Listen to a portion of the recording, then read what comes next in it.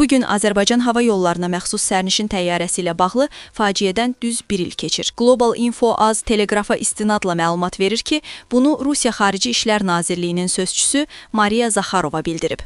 Bu bizim bölüşdüyümüz bir faciədir. Təyyarə qəzasında Rusiya, Azərbaycan və Qazaxstan vətəndaşları həlak olub. Qırğızistan vətəndaşları isə yaralanıb.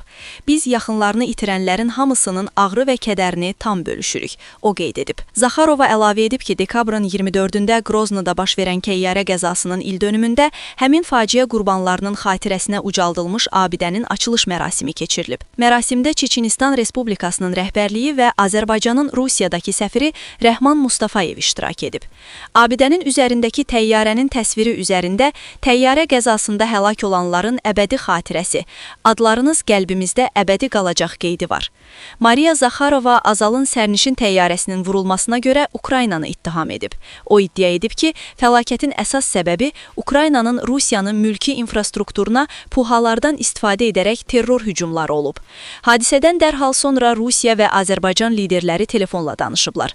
Daha sonra 2024-cü il dekabrın 28-də Rusiya prezidenti Vladimir Putin, Azərbaycan Respublikasının prezidenti İlham Əliyev ilə telefon danışığında ölkəmizin hava məkanında baş verən faciəli hadisəyə görə rəsmi olaraq üzr istəyib, o bildirib.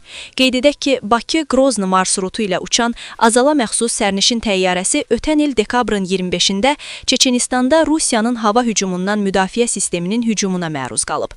Bundan sonra Qrozno hava limanına enişinə icazə verilməyən və uçuş istiqaməti məcbuni dəyişdirilən təyyarə Qazaxstanın Aktau şəhərində yerə çırpılıb. Olay nəticəsində 38 nəfər həlak olub, 29 nəfər yaralanıb.